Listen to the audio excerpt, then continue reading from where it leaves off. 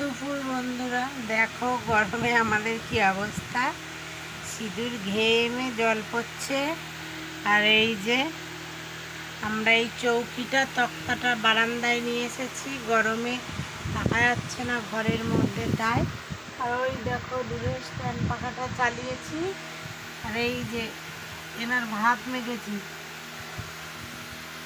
আলু সেদ্ধ, দই, আজকে আর টক নেই, সাদা দইটাই মিষ্টি টক মেশানো, সেই দই, আলু সেদ্ধ আর মুসুরির ডাল সেদ্ধ রেখেছি, দিয়ে এখন এনাকে খাওয়ানো হবে। দেখো, হ্যাঁ এদিকে দেখো, কালকে খাসির মাংস খেয়ে আজকে বমি করেছে, তার জন্য এনাকে এখন এটা খাওয়ানো হবে। একটা ওষুধ দিলাম গ্যাসে ভাতের সাথে, কিন্তু উনি সেটাকে ফেলে দিয়েছে তেতো বলে, ওষুধটা আর খায়নি।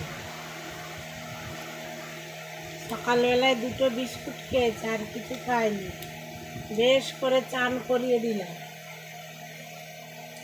চান করেছে। বারান্দাটায় টালি বলে তাও একটু থাকা যাচ্ছে, কি করা যাবে। যা খাও খাও খাও, ফেলো না ফেলো না, বুঝো না, খেলে কেরম জিভ দিয়ে ঠেলে দেয়।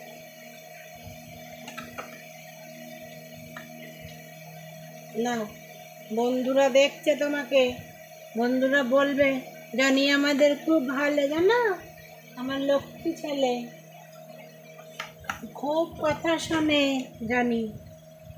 তোমরা কি জানো জানি পাপা কত কথা শোনে, মায়ের অনেক কথা শোনে, একটু দুষ্টু করে না।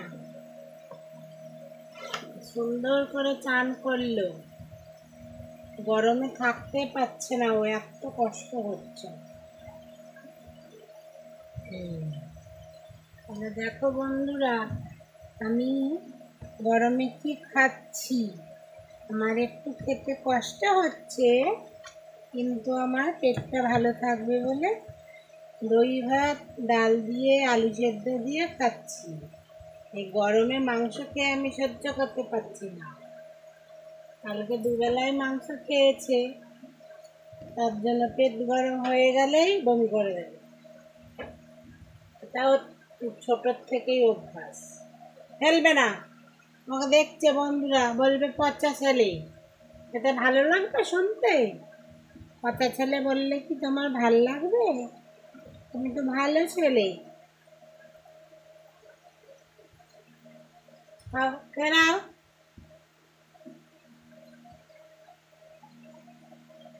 একটু শক্ত শক্ত দানা হলেই ফেলে দেবে, এমন। কুকারে সিটি মেরেছি ভাত, গলা গলা ভাত, তাতেও ফেলে দেয়। হেভি টেস্ট বোঝে, তেল মশলা দিয়ে দাও তুমি, সেটা নিজেই খাবে, এই ভাতটা নিজে খাবে না, এই ভাতটা খাই দিতে হবে।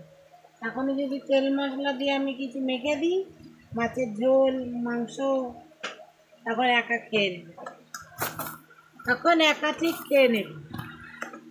হ্যাঁ, আর এখন খাবে না, খাইয়ে দিতে হবে।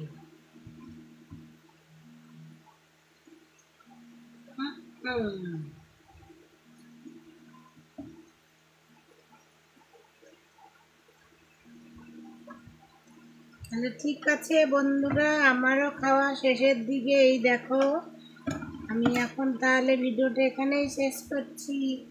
আমার ভিডিওটা ভালো লাগলে লাইক, কমেন্ট, শেয়ার করো, আর আমার মায়ের ইউটিউব চ্যানেলটাকে সাবস্ক্রাইব করো, মা ছেলে।